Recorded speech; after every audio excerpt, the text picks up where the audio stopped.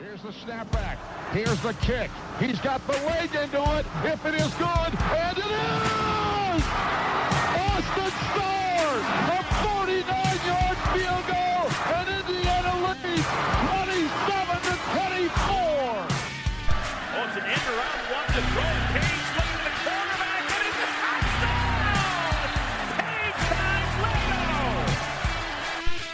Penix rolling out of the pocket to a strong hand. Delivers deep down the field. Caught, touchdown! Fry Fogel again.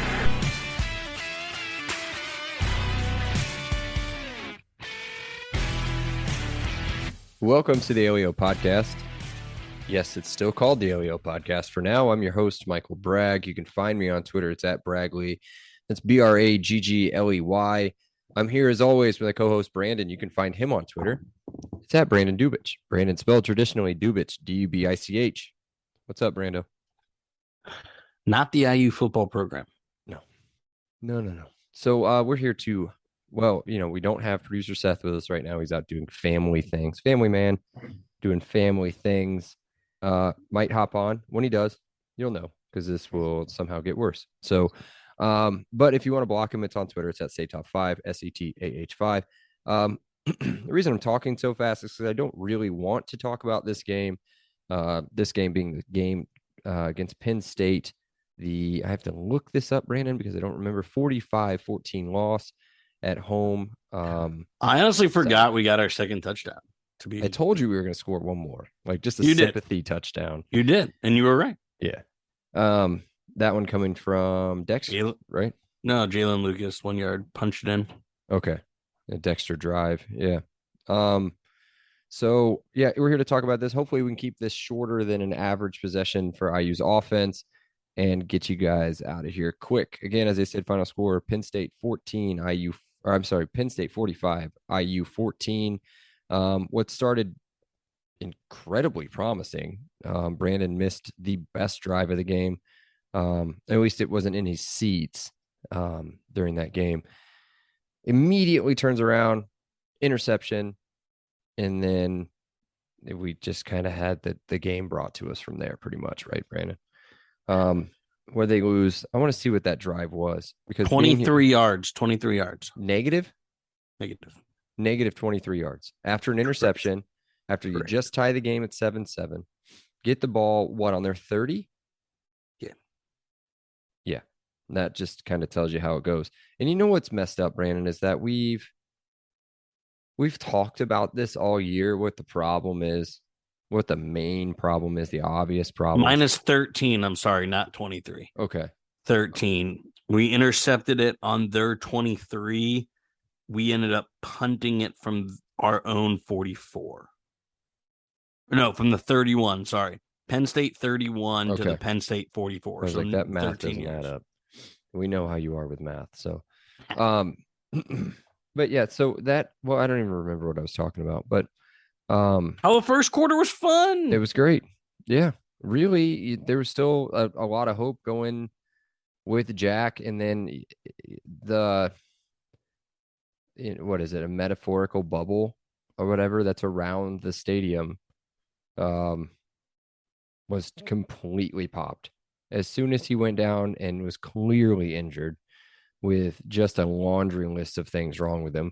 Yeah, we won't go through it because of HIPAA, but he's done.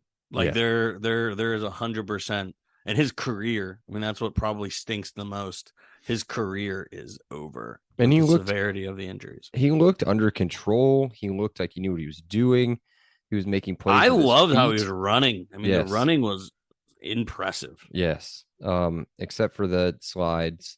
I hated the slides. I get the slides. That was a big possession. That was a really big possession. Yep.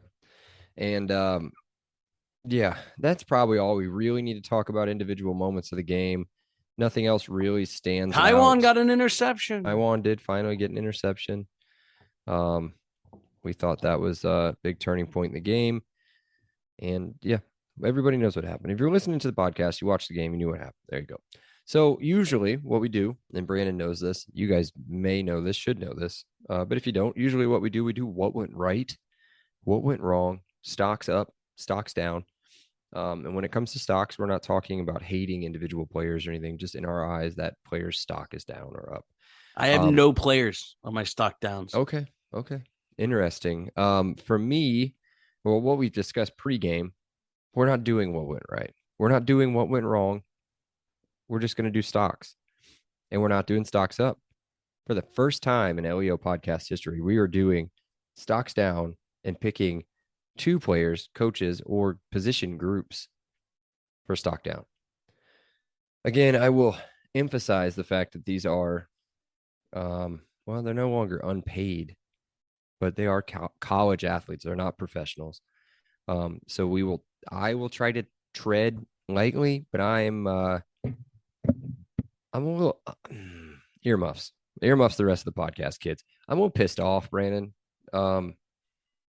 We talked about this. I was very sober leaving that place. Earliest I've left a game, maybe ever. Earliest I've ever seen it. Well, earliest, I guess UConn in 2019. That does not. It doesn't count though. But the earliest I've left a game, I think 8 minutes ago in the third quarter. I said, "That's it. Wrap it up. We're out." I was not happy.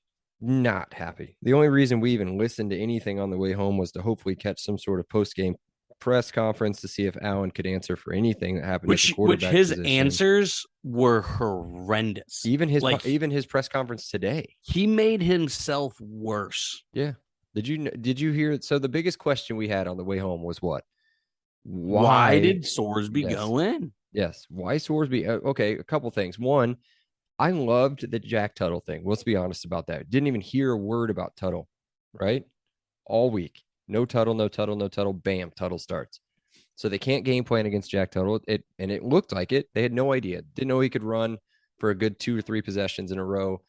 And it was working to IU's favor. That part made sense. The part that doesn't make sense is throwing in not even a red shirt, a true freshman who hasn't sniffed. You're going to talk about this. I'm sure you're going to talk about it. So we'll skip ahead a little bit. All right, let's start. Stocks down, Brandon. Give me 2. Should we read Seth's first, or do you want to? Yeah, let's read Seth's. Go ahead. Let's you probably got it pulled up if you got it. Yes, I do. So here we go.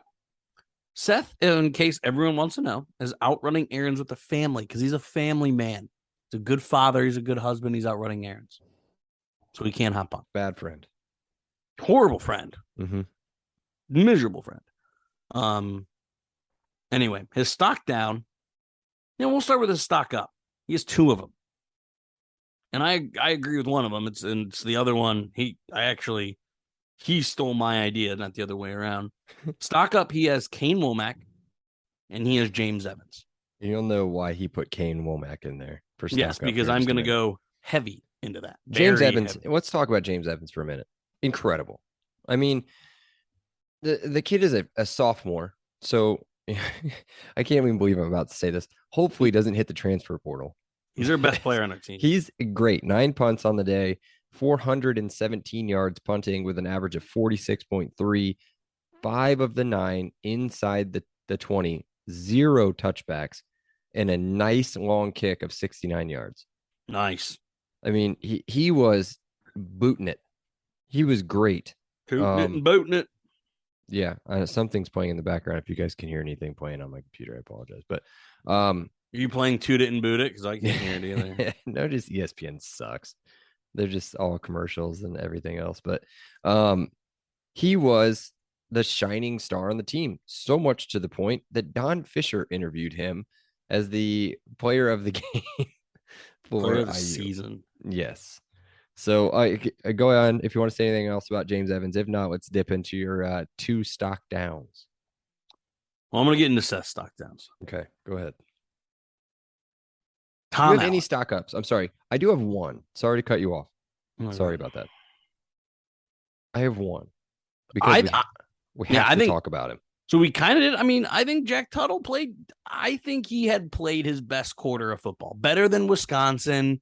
Definitely better than Michigan State. Mm-hmm. Definitely better than Ole Miss, even though he was hurt. I thought Jack Tuttle put together his best quarter of football that he ever put on for IU.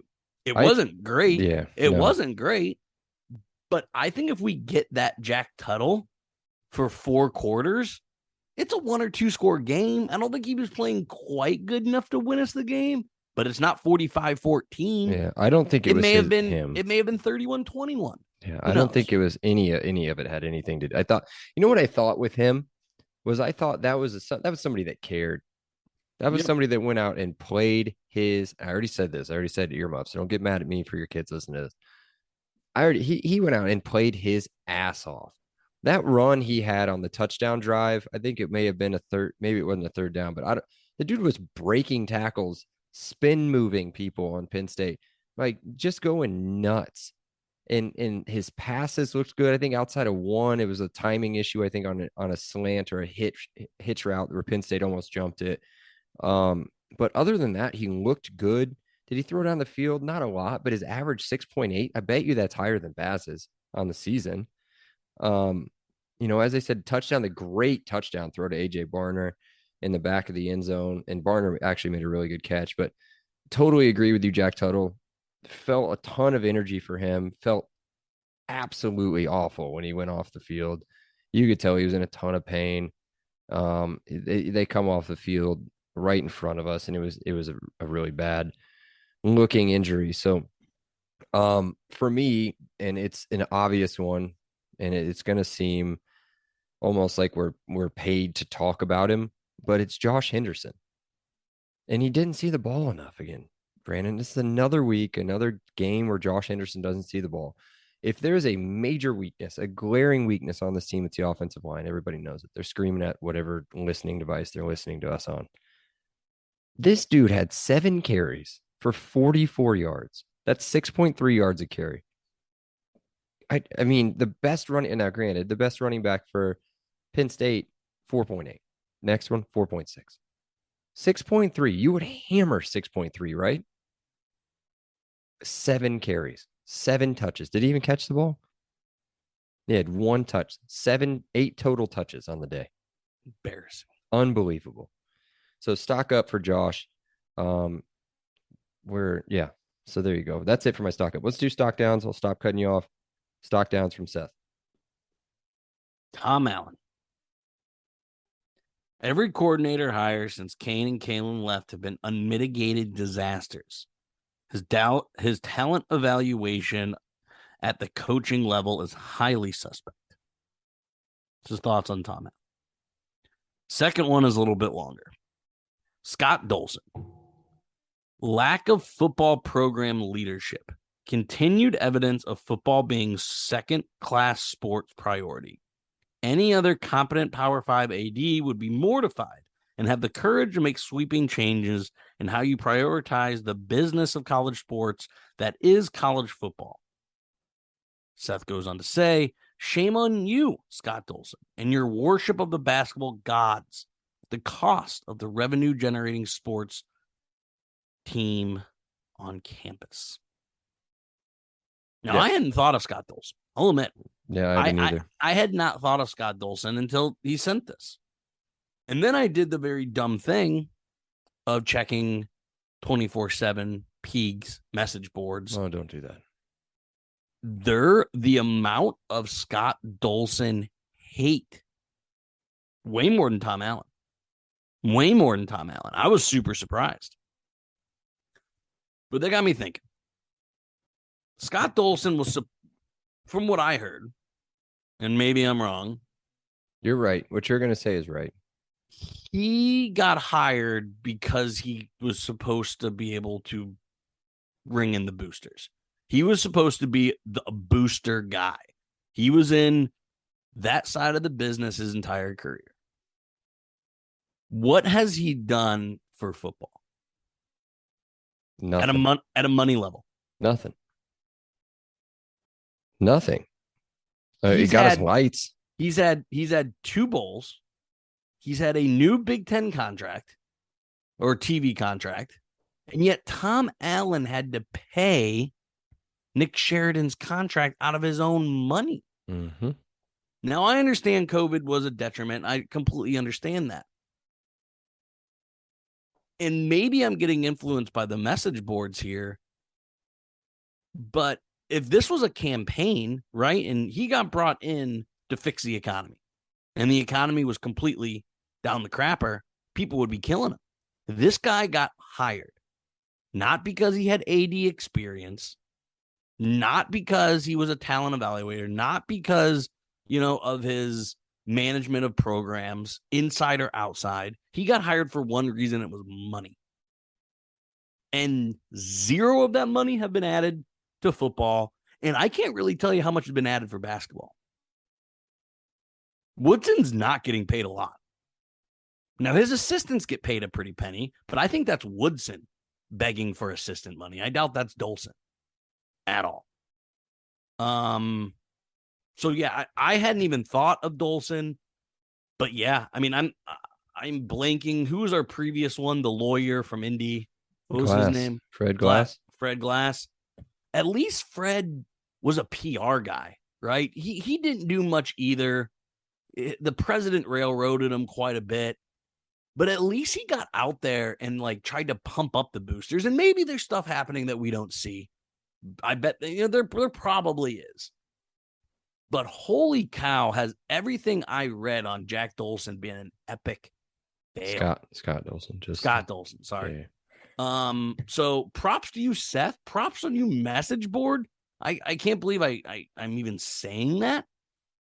But I think they all bring up good points. What is this guy good for?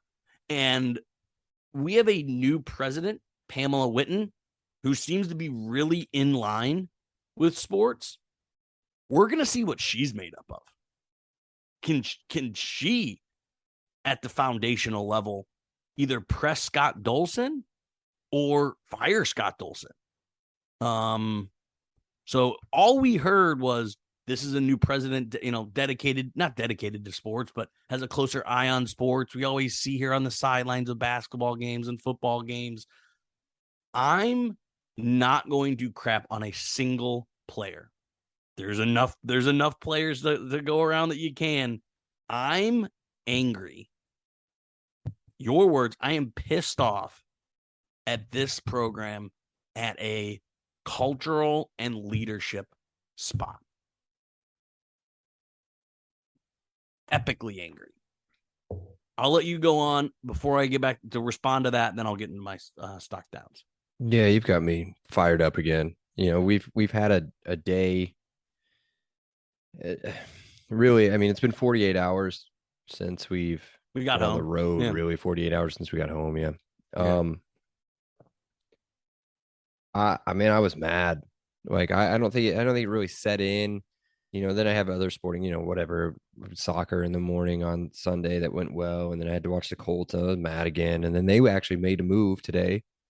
How about that? Firing Frank Wright. Right. They finally make a good move. So that's, I feel a little bit better about that. I mean, the tank is fully on. So at least there's a vision, Brandon. The thing that I've been scratching my head on, and I'm going to go with stock down with this is the vision of the program. Like, what is this? What are we known for? What's the strength of what is IU football? It used to be over the last couple years, maybe outside of last year, but due to injuries, was defense, LEO, and a culture of fun, hyped football. Coach running up and down the sidelines, jumping around. You talked about this on Saturday at the game. Tom Allen doesn't seem to be having fun anymore. It's not fun. It can't be fun. He's a shell of himself. And if he isn't that energy guy, what is he? Yeah. It cannot be fun. With that defense for 2 quarters, basically, I don't know what the score was at halftime. Was it 21-7 at halftime? Yeah. 24-7, something like that. But then at that point, that was once Tuttle went down, it was done. So where'd we get? So in the second quarter, 24-7. And I think Tuttle went down. It was 21-7 at that point, but it was our ball, right? Yeah, you score there and get the ball back. Exactly. Yeah. So, but that was it. I mean, once he was done, I told you on Saturday, even then it was done. But the vision is my stock down. There is nothing. There is no vision of anything. What makes you want to come to IU? as a transfer, as a recruit, as anything. Playing time. That's it. That's it. But and I guess the schedule, and obviously look, national TV last week, national TV this week. Who knows? Michigan State, I don't know, maybe FS1, depending on what time they go. And then, it's always a Big Ten game usually for Purdue, or maybe even ESPN too. So you're on TV nationally. That's the other frustrating part, Brandon, is that where's the support? What is this? And I'll leave it for you. I'm not going to do it, but the vision is my stock down. We're just going to try to keep this rolling as fast as we can. Vision for me of the program. What is our identity? Where are we going? This ain't it. So go ahead. Yeah. So, Tom, we started this podcast because of you. I'm not ready to give up on you. I'm not. But I'm embarrassed to be a supporter. And you know what that feels like? This seems all too familiar, Michael, because I was this way with Tom Crean. Oh, yeah. Tom, you know what? He dug us out of the ashes. He got us back to the tournaments. He got us back to number one. He got us to multiple Big Ten regular season championships. I feel like I'm justifying Tom Allen the way I was justifying Tom Crean. In hindsight, I was an idiot. It was so obvious that IU could do better than Tom Crean. I was just jaded by emotion. Are we that? Right? Like, I'm looking myself hard in the mirror and trying to find out if 5 years from now, 7 years from now, if I'm looking back saying, man, that Outback Bowl year, that Gator Bowl year, that COVID year, his antics, his hype videos, did I just get too emotionally invested? Was I in a bad relationship and I didn't know it because of the past? Like, that's where I'm at with Tom Allen right now. I love it. Again, I would still run through a wall for him. I still would. But to me, the seat doesn't get hotter, right? Yeah. He needs to do, I don't even know what the drastic thing is, right? Like, because if you just fire Walt Bell again, you're right back to not having identity going into the year, right? So I think you got to keep Walt Bell. You can't fire Chad Wilt because you're just right. Like, he can't afford to fire anyone because he needs a full offseason of recruiting and development. So I don't know what he can do. I don't know what he can do over the last 3 games other than beat Purdue, right? Yeah, that would go quite a long way, honestly. I mean, even if you end the season with 4 wins in a bucket, yeah, you end on a high, you can maybe turn that into something. Because for realistically for IU, it's not to win a Big Ten championship, it's not to win, a national championship, be in the college football. It's just not realistic. At least year in, year out. You have 3 goals. This is Brando's Randos. This is going to be in Brando's Randos. Let's just get it out now. There's basically 3 goals for IU every year, right? Win a bowl game, have a winning season, beat Purdue. Is Purdue number 1 there? Have a winning record number 1 there? I think bowl is easily number 1, right? Probably, but we didn't win a bowl in Outback or Gator, and I think we both would say that was a very good season. Those were very good seasons. Those are successful seasons. No, I meant make a bowl. Sorry. So I guess winning season would be. Yeah. So 2 of those aren't possible. Yeah. So the next question, the follow up to that. Can Scott Dolson, Pam Litton, whoever, fire Tom Crean if they lose to Purdue? I think it depends on. I don't want to hear any buyout. I don't want to hear that. No, that's what everyone says. The buyout, by the way, just so everybody knows, if you don't know, if they can Tom Allen before 2023, December 2023, so basically in another entire season, the buyout is $20 million. He makes around $4.9 million a year. That's like 18th, I think, at the time, 18th highest in the country. So, which is great. That shows an investment into the program to invest in a coach. But to answer your question, if it's a blowout at home, I mean, I can't imagine what that crowd's going to look like, Brandon. It's going to be. So did you see how many they announced, at least on the ESPN app? I'll look right here. 42,000. There's 42. no way there was 42,000 there. I bet you it was pretty. I bet you it. I bet you. I it was said close. mid to low 30s. I said mid to low 30s. I bet you 42. 42 is doing all right. 42 is probably tickets sold. Maybe. I don't know. What I'm thinking is I think you'll have about 42 to 45, I think, for the Purdue game. But what I'm worried about with that number is the amount of black shirts. It'll be half.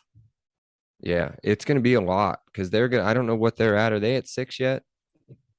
No, they're not at 6 They've got to be at 5. They're definitely at 5, maybe 5 and 3. They are 5 and 4. 5 and 4. Okay. So they play Illinois next, which will lose. So it'll be 5 and 5.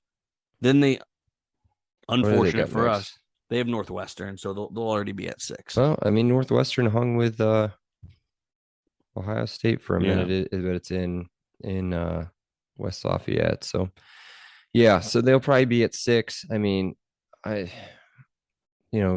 anybody can pull off some sort of miracle and they can get in there with 5 wins, that would be great. That would give me some sort of an incentive to go to watch them not make a bowl. That would be great. But I think if it's a blowout, Brandon, it's the seat's on fire. So at that point, I can't imagine anything being okay. I'm really afraid, honestly, for the health of our skill position players, the running back and quarterback next week. That's what I'm worried about. Because if that happens against Purdue, if you see the same performance for the next 3 weeks of what we just saw with that offensive line. Did you see the line that came out for the Ohio State game? 41.5, right? Is that what it is? Yep. It's embarrassing. That's embarrassing. Yeah. I'm going to do some research. Is that your last stock down? Did you already do that? Yeah, I mean, it was Scott Dolson, but I went on that rant during Seth. So, yeah, mine was Scott Dolson, and it was Tom Allen. At this point, I can't even blame Chad Wilt and Walt Bell. I've already said everything there's to say there.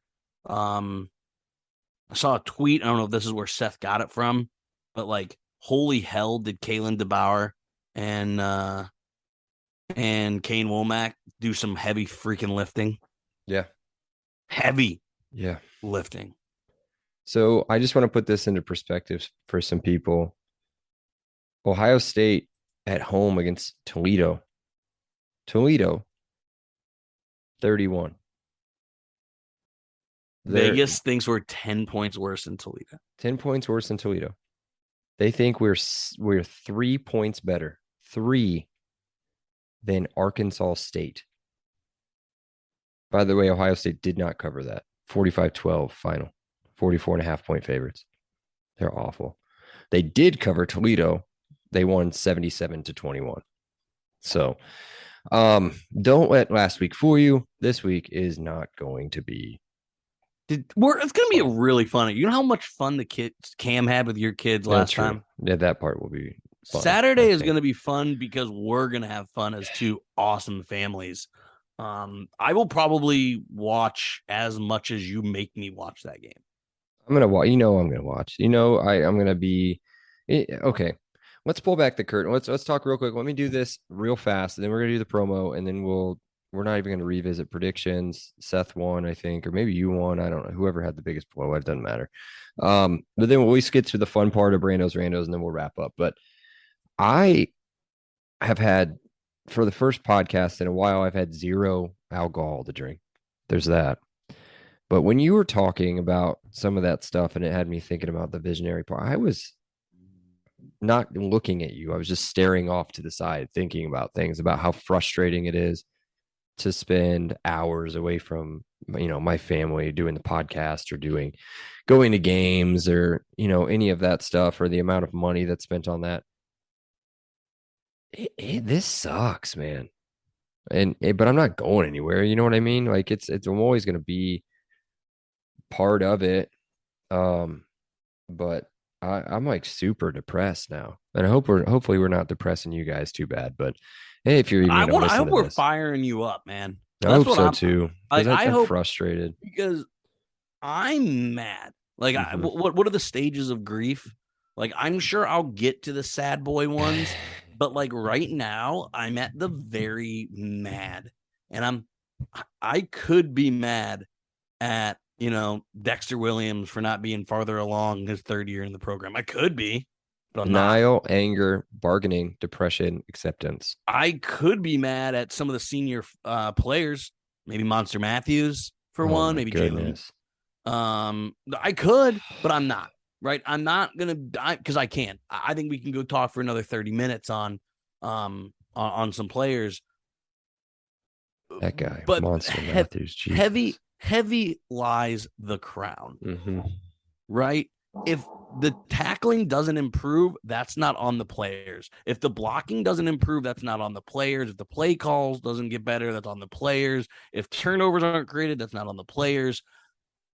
It's a failure all the way up, and it starts at Scott Dolson and it ends at Tom Allen for me. And I have my eyes lasered on those two. And I want Scott Dolson to freaking speak up. I want to hear him talk. I don't know what he's going to say. I want Tom Allen to do something. I don't know what he's going to do.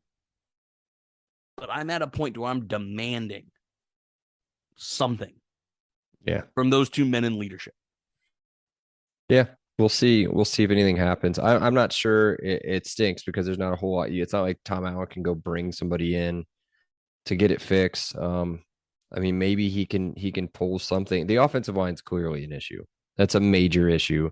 We've dealt with a worse defense for years. We've made bowls with a top 100 defense. That is what it is. I mean, you hit it kind of, I think, spot on. I think some of it you can blame on the players, boneheaded penalties. The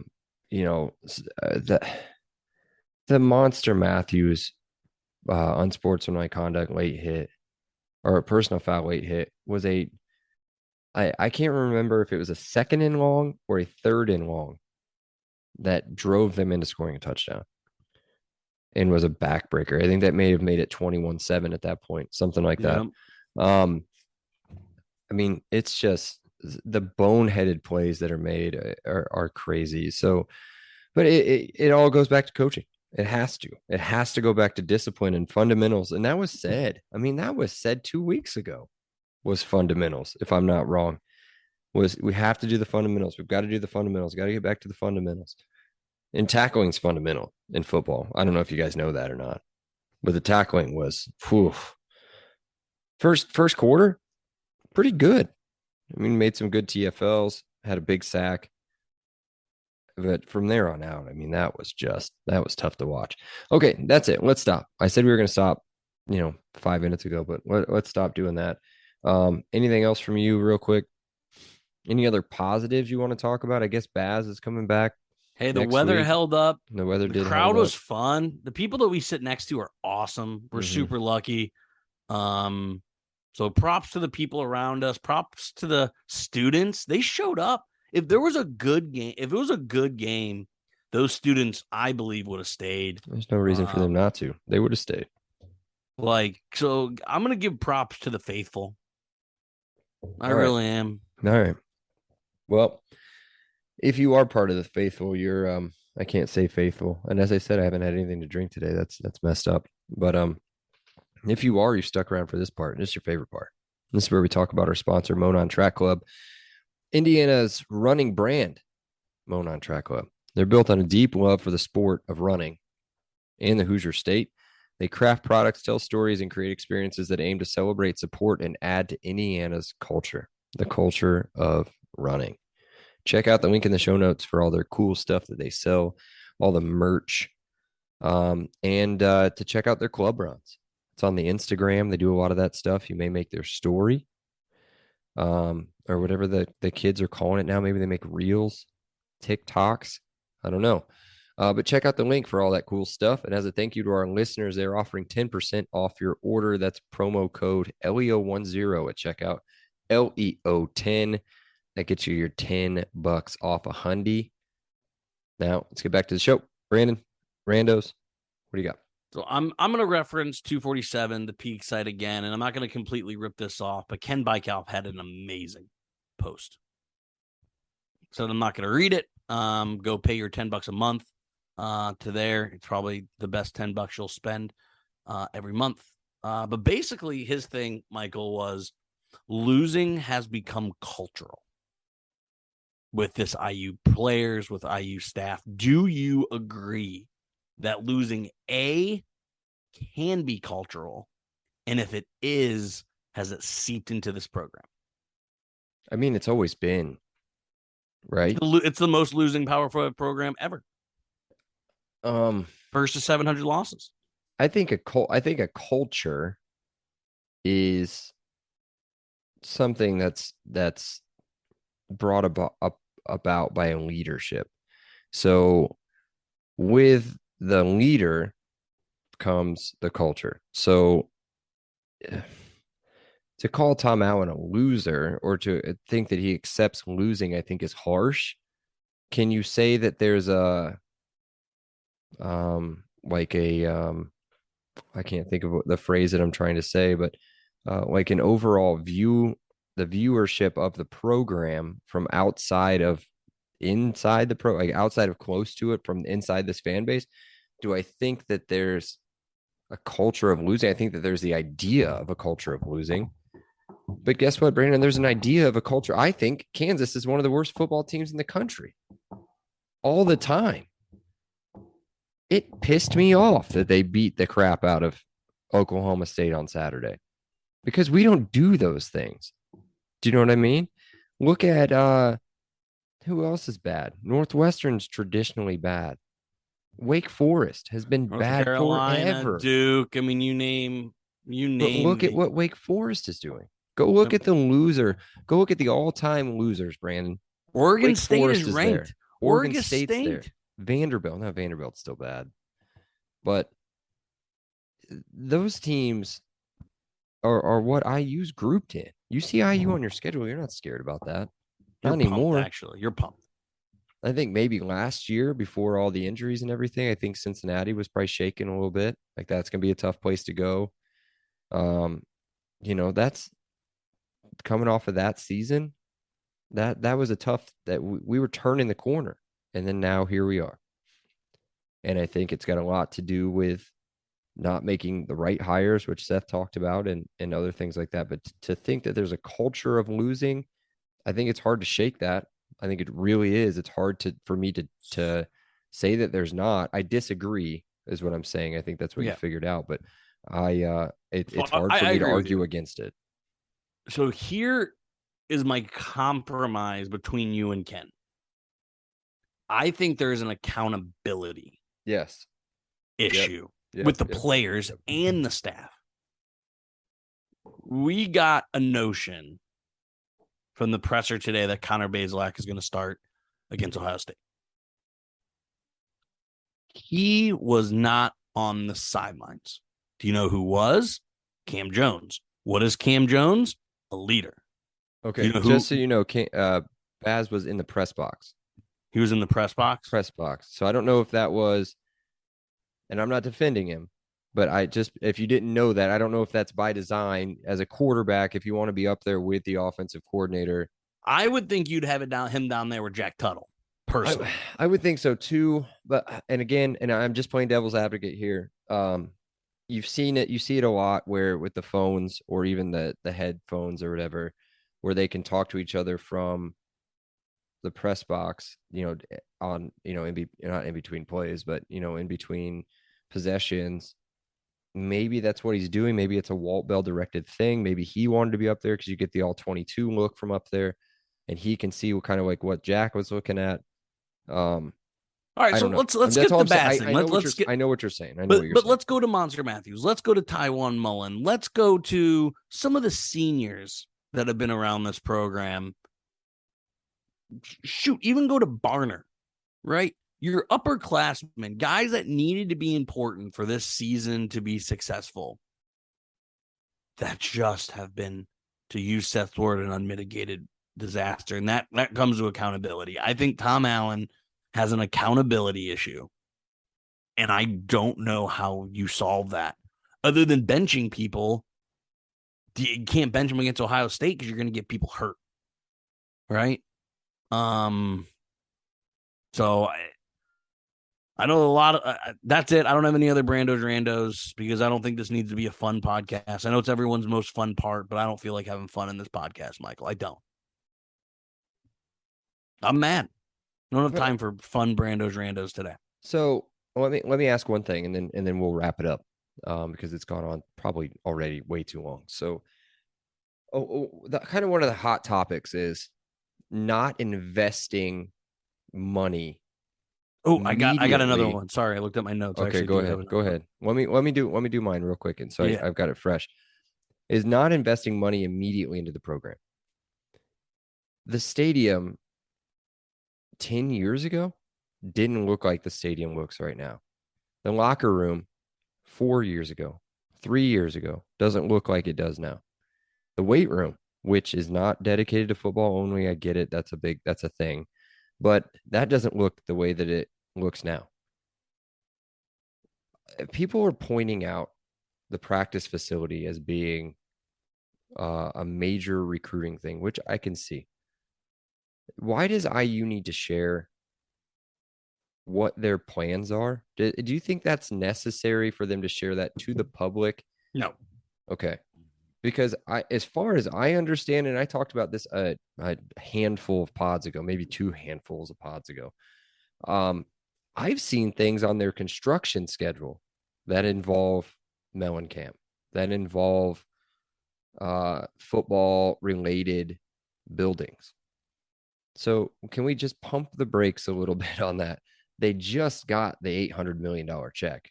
They don't have to spend it within the first day. So let's see what happens. I do agree. I think that the investing in the program is huge. I think, can we stop with we need the uniforms. The uniforms are great, I think. But I mean, look across college football. Everybody's got different helmets. Everybody's got different everything. That's a huge recruiting tool, Brandon. You know this for a fact. I mean, look, Oregon. Come on. Before Joey Harrington, was Oregon a powerhouse? Before the fun investment from Nike and Phil Knight, was Oregon a powerhouse when they had you get all those different jerseys. You're picking up people that want to go play out there because it's fun, right? And that, to see that, let's see if that happens. It's not happening tomorrow, I don't think. I mean, that would be a big program boost, actually, if they just came out and said, hey, we're building a whole new practice facility. So I don't know. That's just a little side rant of mine. But yeah, go ahead. What's your last randos? And then I am done talking. Yes. And I meant that not towards you, but just like this game, NIU football. That was really rude of me. I did not mean it like that. So everyone wants to talk buyout. Everyone wants to talk money. USF, which is in Tampa, Florida, is currently 1-7. They are without a doubt firing every single person in that program. Tom Allen leaves, solves the buyout, yes or no?